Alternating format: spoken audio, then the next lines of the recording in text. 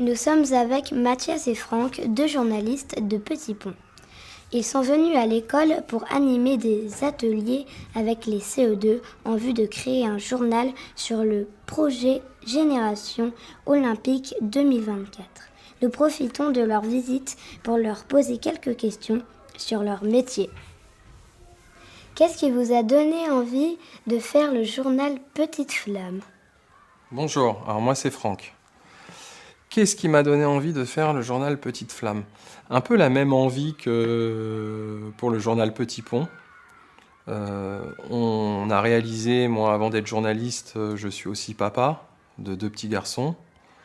Mathias, mon associé aussi. Et on s'est aperçu que nos enfants aujourd'hui lisaient plus beaucoup.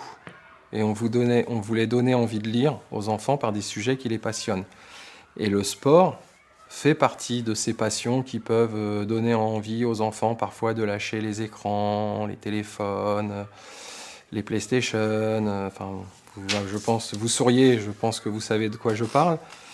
Et puis après, on s'est dit aussi que les Jeux Olympiques, pourquoi Petite Flamme ? Parce que ils vont avoir lieu à Paris, comme vous le savez. Ça fait 100 ans que c'était pas arrivé. Donc c'est quand même quelque chose d'assez incroyable de pouvoir vivre cet événement.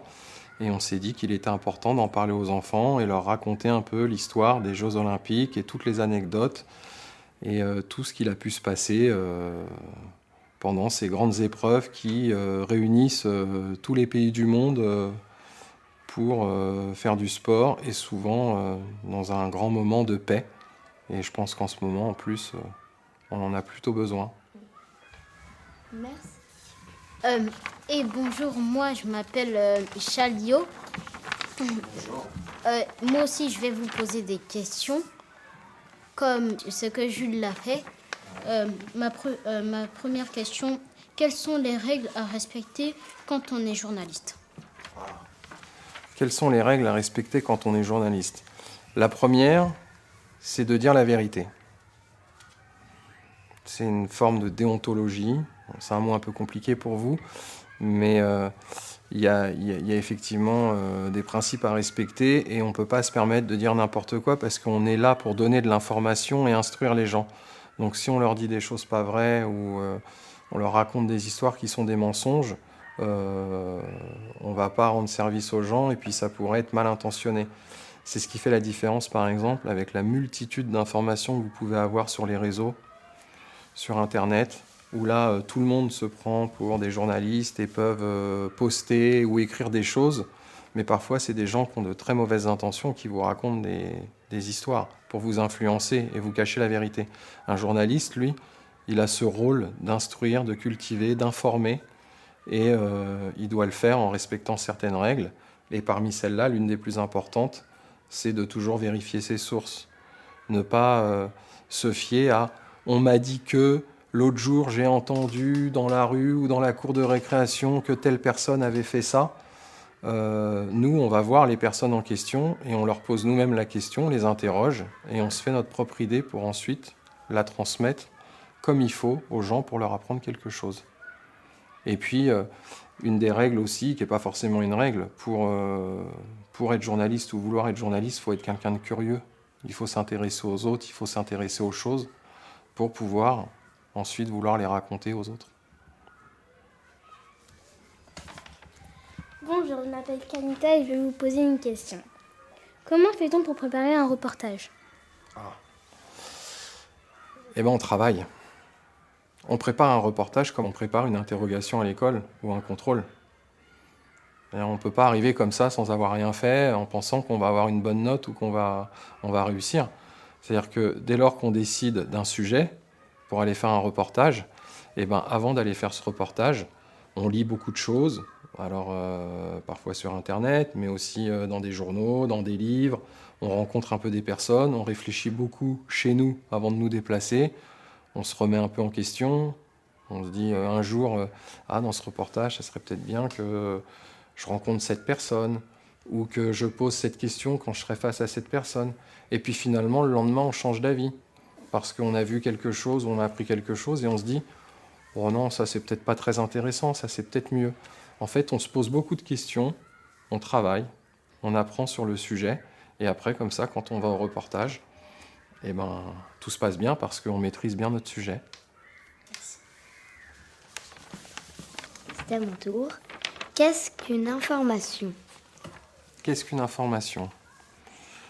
Une information, j'ai envie de te dire que c'est quelque chose qui t'informe, déjà tout simplement. Donc c'est quelque chose qui t'apprend quelque chose, qui va te rendre meilleur, plus fort, puisque la vie est faite d'apprentissage. Et à force d'apprendre plein de choses, eh ben, on est capable de bien réagir dans n'importe quelle situation. Il faut être informé, savoir pour prendre les bonnes décisions dans sa vie. Souvent, les problèmes sont liés à une forme d'ignorance. Problèmes qu'on peut rencontrer, par exemple, dans notre société, où parfois on entend parler de racisme, de discrimination. C'est souvent parce que les gens sont ignorants et ne connaissent pas les autres. Mais s'ils étaient informés et qu'ils avaient eu la chance d'aller rencontrer des gens pour s'informer sur comment ils vivaient, comment ils étaient vraiment, eh ben, on n'aurait pas ce type de problème. Donc l'information, c'est la lumière, en fait, sur, pour moi, une vie meilleure pour tous. Il faut être informé pour prendre les bonnes décisions. Je voulais vous poser la question, comment savoir qu'une information est fiable? Mais vous avez déjà répondu. Alors, je vais vous poser une autre question. Qu'est-ce qu'une humeur? Qu'est-ce qu'une humeur? Une rumeur, d'accord. Je vais quand même répondre à ta première question en te donnant un exemple concret. Tu vois, là, j'étais avec tes petits camarades de CE2 pour parler de leur séjour à Lausanne et pour leur expliquer quel était le travail d'un journaliste qui devait toujours vérifier ses sources et la véracité de ses informations. Je leur ai donné un exemple concret. Je leur ai dit, moi, j'ai entendu dire qu'il y avait des élèves de CE2 qui avaient eu la chance, le privilège d'aller à Lausanne pour aller voir le musée des Jeux Olympiques, qu'aurait même croisé le président du CIO. J'ai entendu dire. Mais là, j'ai la chance d'être devant ces élèves en question, donc je vais pouvoir vraiment leur poser la question en face pour vérifier que ce n'est pas une rumeur, que ce n'est pas quelqu'un qui a dit ça comme ça dans la rue pour faire le buzz. J'ai la chance d'être face à tous ces enfants de CE2 et je vais vraiment leur demander s'ils ont été là-bas et leur demander de me raconter, comme ça m'apportera la preuve qu'effectivement ils ont bien été là-bas. Et donc ça c'était pour la première question à laquelle j'avais plus ou moins répondu, comme tu as dit. Après, la rumeur c'est quelque chose qui ressemble beaucoup à la vérité, mais qui en fait est un mensonge. Et tu sais pourquoi ça ressemble beaucoup à la vérité ? Parce que tout le monde s'en empare et tout le monde la répète. Et donc du coup, il y a tellement de gens qui le disent qu'on croit trop que c'est vrai. C'est comme dans une cour de récréation, hein. Moi j'ai été enfant comme vous, hein, quand parfois il y avait un petit camarade pas très gentil qui disait un mensonge à un copain dans la cour. Il disait hey, « T'es au courant que Mathis, tout à l'heure, dans la classe, il a fait pipi dans sa culotte ?»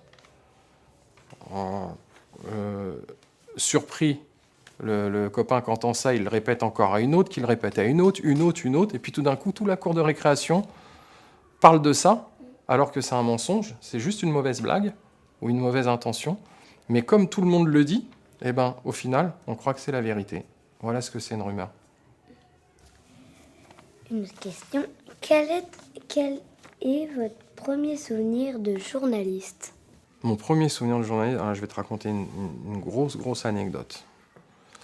En fait, moi au départ, c'est le football qui me passionnait. Et j'ai failli faire une carrière de footballeur professionnel. À 15-16 ans, je jouais en championnat de France cadet. J'avais des centres de formation qui s'apprêtaient à me recruter. Et puis finalement, les choses ne se sont pas faites. Peut-être un manque de réussite à un moment donné, ou pas l'envie de tout sacrifier pour le sport et faire aussi autre chose à côté. Et donc j'ai continué mes études. J'apprenais que je ne pourrais pas réaliser mon rêve et devenir footballeur professionnel. Donc j'ai essayé de trouver le moyen d'avoir un rapport quand même avec ce rêve. Et je me suis dit, pourquoi pas devenir journaliste sportif dans le football. Et j'ai eu mon bac. Et je suis allé à l'université en histoire. Et puis, j'y suis pas resté longtemps, à l'université en histoire, parce que j'étais vraiment décidé à travailler. Et donc, j'ai été frappé à la porte d'un groupe de presse et d'un journal de foot qui s'appelait à l'époque But, le journal But, et qui était très connu à l'époque. Et je leur ai dit que j'ai été un peu culotté, j'ai fait preuve d'audace. Je leur ai dit que je savais écrire, que je connaissais le football mieux que personne, que j'avais même joué en jeune, en sélection, avec des joueurs aujourd'hui qui étaient footballeurs professionnels. Et donc, ils m'ont pris au mot et ils m'ont mis à l'essai. Ils m'ont dit, on va te laisser ta chance et tu vas aller à Metz. Il y a l'équipe de France Espoir qui va jouer un match pour se qualifier aux Jeux Olympiques, justement. C'était contre l'Allemagne en demi-finale du championnat d'Europe Espoir. Et si l'équipe de France gagnait, non seulement elle allait en finale du championnat d'Europe, mais ça lui donnait son billet pour la qualification pour aller participer aux Jeux Olympiques. Et donc je vais là-bas à Metz avec 2 journalistes qui avaient 20 ans de plus que moi, qui auraient pu être mes papas, qui avaient de l'expérience, et ils m'emmènent, et je suis censé faire mon premier article. Et là, chance inouïe, l'un des journalistes connaît un présentateur de Canal+, qui retransmettait le match à la télé, et pendant l'échauffement des joueurs, il nous permet de descendre sur la pelouse. On était au bord du terrain, on était sortis de la tribune de presse, et on pouvait voir les joueurs comme toi et moi, en train de s'entraîner. Et il s'avère que les joueurs qui étaient là, c'était des joueurs de mon âge, parce que c'était l'équipe de France Espoir, j'avais 20 ans, ils avaient 20 ans aussi, et parmi eux, il y en avait 3-4 avec qui je jouais 4 ans plus tôt, en sélection. Et ils me reconnaissent. Et ils me disent « Oh Franck, qu'est-ce que tu fais là ? Oh, viens jouer avec nous !» en rigolant. Et là, les 2 journalistes qui étaient à côté de moi, ils ont halluciné, ils ont dit « Qu'est-ce que c'est que ce jeune-là qui connaît des joueurs comme ça ?» Parce que dans le lot, ça ne vous parlera pas, vous, mais vos papas, ils connaissent. Il y avait Robert Pires, Bernard Diomède, Olivier Dacour. Parmi eux, il y a des gars qui ont gagné la Coupe du Monde en 98. Et donc, quand on est rentré après le match, donc l'équipe de France a gagné, ça a été un super souvenir, parce que du coup, elle se qualifie aux Jeux Olympiques. Et Robert Pires, Dorasso, Makelele, il y avait Patrick Vieira aussi, toute cette clique, m'ont proposé de venir avec eux fêter la victoire dans un petit café après à Metz. Et donc, c'est moi, le petit jeune journaliste qui venait d'arriver, qui emmenait les journalistes pleins d'expérience faire la fête avec les footballeurs à la fin du match. Et donc, du coup, quand on est rentré à Paris, ils ont dit au chef du journal, le directeur de la publication, lui, faut absolument le recruter, faut qu'il travaille avec nous. Donc, voilà, mon premier souvenir journaliste qui est un beau souvenir. Ouais, vous avez une sacrée anecdote. Hein. On va vous poser une dernière question. Avez-vous déjà interviewé une star en particulier ? Plusieurs. Beaucoup dans le football, bien sûr, parce que je suis journaliste de foot à la base. Dans le football, j'ai eu la chance d'interviewer Zinedine Zidane à l'époque où il était à Bordeaux, déjà dans un premier temps. Et puis après, plus tard, à Clairefontaine, pendant la Coupe du Monde, parce que j'ai suivi la Coupe du Monde 98 et l'Euro 2000, où j'assistais à tous les matchs. Et quand ils étaient en Coupe du Monde en 98, on était régulièrement à Clairefontaine, les journalistes, pour interroger les joueurs avant le match. Donc j'ai interviewé Zinedine Zidane, j'ai interviewé Thierry Henry à Londres, quand il a été à Arsenal. Et j'ai eu la chance inouïe, quand je travaillais à Télésport, il y a eu une finale de Coupe d'Europe à Paris, au Parc des Princes, entre l'Inter Milan et la Lazio de Rome. Et à l'Inter de Milan, il y avait Ronaldo, R9. Et j'ai pu lui poser 3 questions à la fin d'un match. Et heureusement, il y avait un journaliste portugais à côté de moi qui traduisait mes questions françaises en portugais pour qu'ils comprennent. Et je suis tombé sur un gars d'une gentillesse, timide, souriant. Et moi, je ne savais plus où j'habitais. C'est-à-dire que tout d'un coup, j'étais plus un journaliste, j'étais un enfant devant une star immense et très gentille. Merci. Merci. Merci. Un journaliste interviewé par des petits journalistes, c'est bien ça.